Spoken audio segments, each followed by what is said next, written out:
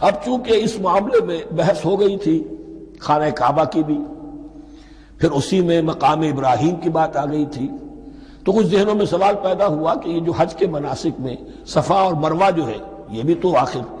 اسی کا تو ان کی کیا حقیقت ہے، کوئی حقیقت ہے یا نہیں؟ فرمایا ان الصفا والمروہ من شعائر اللہ، یہ بھی اللہ کے شعائر میں سے ہے۔ شاعر کسے کہتے ہیں؟ وہ چیز جو شعور بخشے۔ تو وہ چیزیں کہ جن کے ساتھ اولو العزم پیغمبروں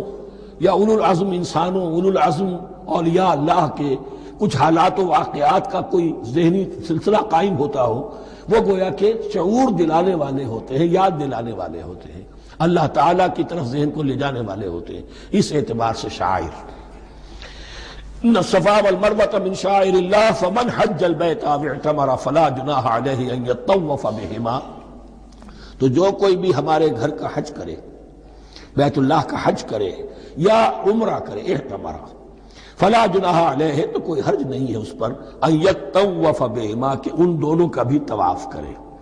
وہ جو 7 چکر لگائے جاتے ہیں، ان الصفا والمروہ۔